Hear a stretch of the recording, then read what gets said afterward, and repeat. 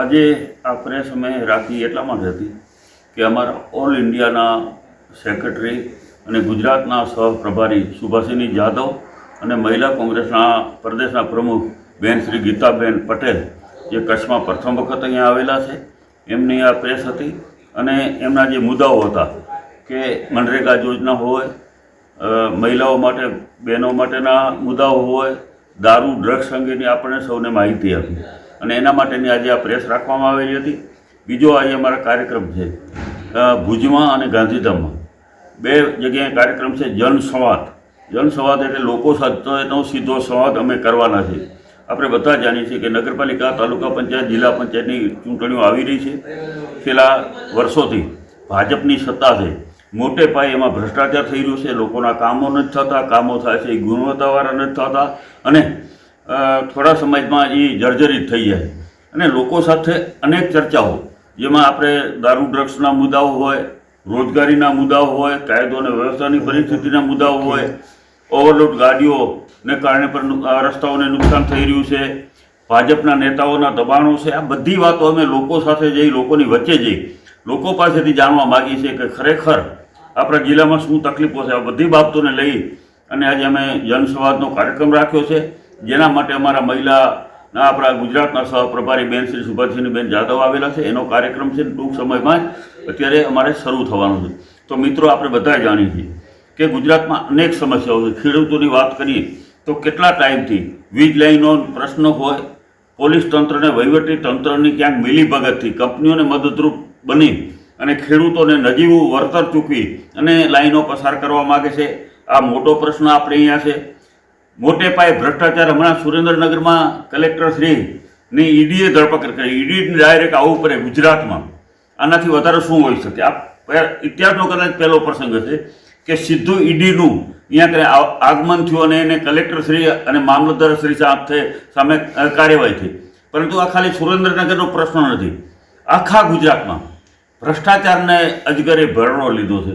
ખૂબ મોટે પાયે ભ્રષ્ટાચાર થઈ રહ્યો છે. ઈડી કદાચ ભૂલી પણ નથી ગઈ ને કે કચ્છમાં આવવાને બદલે સુરેન્દ્રનગર આવી ગયું.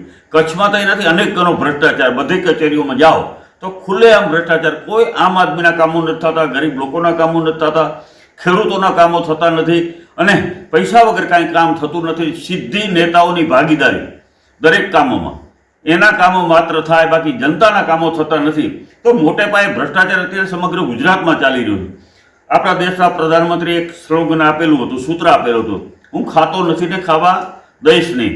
પરંતુ એના રાજમાં અત્યારે નાની મોટી નહીં પર અબજો રૂપિયાની ખાયકી દરેક વિભાગમાં થઈ રહી છે. એમાં ગૃહ ખાતું હોય તો ભલે, મહેસૂલનું ખાતું હોય તો ભલે, પંચાયત હોય, વન વિભાગ હોય, દરેક વિભાગમાં અત્યારે મોટે પાયે ભ્રષ્ટાચાર ચાલી રહ્યો છે. અને આ તો માત્ર હજી ટેલર છે, પિક્ચર આખું બધું બાકી છે. સુરેન્દ્રનગરમાંની જેમ જ એનાથી વધારે આપણા જિલ્લામાં અત્યારે ભ્રષ્ટાચાર ચાલી રહ્યો છે. ખાલી સરકાર એક તપાસ કરાવે ને કે જે ફાઇલો પડી છે એનું એકદમ ફાસ્ટ કેટલી ફાઇલોનો નિકાલ થયો અને કેટલી ફાઇલો હજી તમારી ટેબલ ઉપર પડી છે. 2-3 વર્ષની ફાઇલો જે મહેસૂલ વિભાગમાં પડી છે એના માટે કોઈ નિર્ણય નથી લેવાતો અને જે પૈસા આપે એનું પાછળ દરવાજેથી બધું કામ ફટાફટ થતું જાય છે. તો મોટે પાયે ભ્રષ્ટાચાર અત્યારે જિલ્લામાં થઈ રહ્યો છે.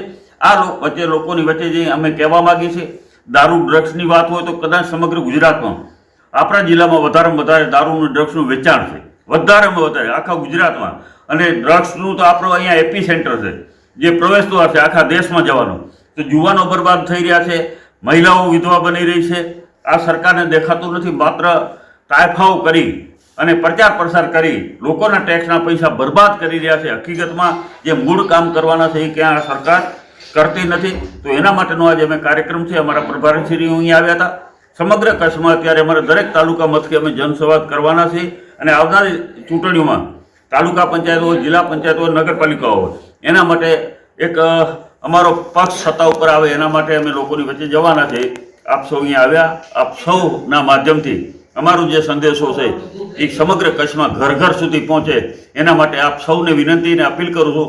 આપનો ખૂબ ખૂબ આભાર. ધન્યવાદ. જય હિન્દ, જય ભારત. માં motor driving, safe and sure driving. Driving એ શોખ સાથે આપની મોટી જવાબદારી પણ છે. અમારા ઇન્સ્ટ્રક્ટર દ્વારા સચોટ અને સરળ માર્ગદર્શન. આપની રોજની તાલીમની માહિતી મેળવીને શું અધુરાશ છે એના ઉપર પૂરું ફોકસ કરાય છે.